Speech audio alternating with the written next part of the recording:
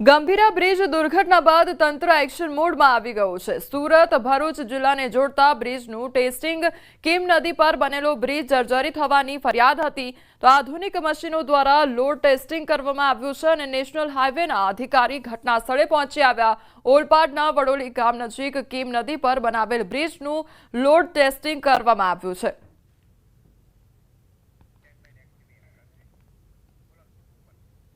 તો અત્યારે બ્રિજનું ટેસ્ટિંગ કરવામાં આવી રહ્યું છે। તો બ્રિજ જર્જરિત હાલતમાં હોવાની ફરિયાદ કરવામાં આવી હતી અને ત્યારબાદ હવે આજે ટેસ્ટિંગની કામગીરી છે તે કરવામાં આવી રહી છે। તો ગંભીરા બ્રિજમાં જે દુર્ઘટના સર્જાઈ હતી ત્યારબાદ હવે તંત્ર એક્શન મોડમાં જોવા મળી રહ્યું છે। તો સુરત ભરૂચ જિલ્લાને જોડતો જે બ્રિજ આવેલો છે તે બ્રિજનું હવે ટેસ્ટિંગ હાથ ધરવામાં આવ્યું છે। દાહોદમાં ખાનગી શાળાની ઉઘાડી લૂંટ ચલાવવામાં આવી રહી છે। લીમખેડાની શાળાએ એલસી કઢાવવા 5000 વસૂલ્યા। વાલી પાસેથી 5000 વસૂલ્યાનો વિડીયો વાયરલ થયો છે। જાગૃત વાલીએ વિડીયો ઉતારી વાયરલ કર્યો છે કે જે ભાભોર સ્કૂલ ઓફ સાયન્સના સંચાલકનો એલસી કાઢવા 5000 રૂપિયા માંગતો વિડીયો વાયરલ થયો છે। આ વિડીયોની પુષ્ટિ ન્યૂઝ 18 ગુજરાતી કરતું નથી।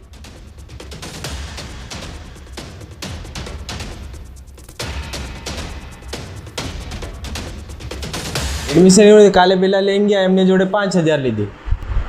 એમને એલસી તો આપી દીધી ને, કાલે અમે હતા જ ને હાજર, તો સરે બી 5 જ કીધું। એવું નથી, તમે એવું નથી, સાહેબે જે કીધું એવું કરું ભાઈ। જો સાહેબ વાત કરું, જો સાહેબ માને તો ઠીક છે, આજનું તમારું કામ આજે દિવસ લખો ખાવા પડે તમને કામે પણ બરાબર। સાહેબ વાત કરું છું, સાહેબ પહોંચ માંગે છે, હું કરવાનું તો તમે જાણો સાહેબ બરાબર।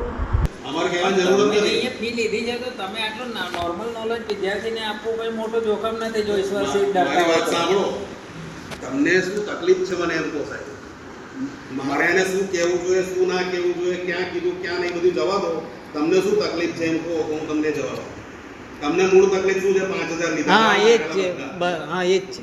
મારી મૂળ વાત એ છે કે સાહેબ અમે ખોટા નથી, જો ના લઈએ તો અમારે ભરવાનું થાય। દર મહિને અમારે ટ્રસ્ટમાં હિસાબ આપવો પડે છે, સમજી લો। હમણાં હું તમને મીટિંગનો લેટર બતાવી દઉં, અમારા જોડે હિસાબ માંગશે કે ભાઈ આ તમે એલસી આપી દીધું છે,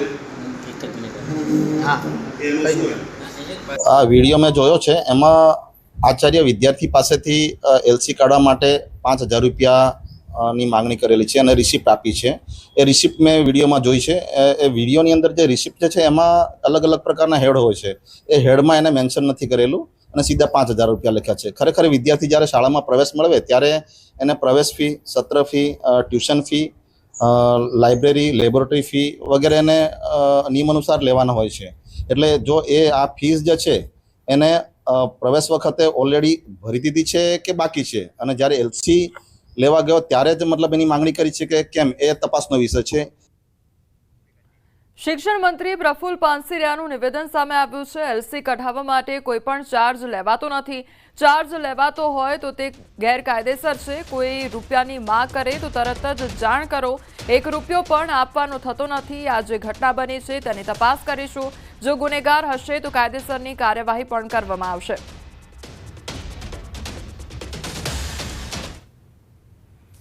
આમ તો કોઈ પણ શાળાની અંદર, દાહોદની ગુજરાતની કોઈ પણ શાળામાં લિવિંગ સર્ટિફિકેટ લેવા જાય ત્યારે એનો કોઈ ચાર્જ લેવામાં આવતો નથી। અગર લેતા હોય તો એ ઇલીગલી છે।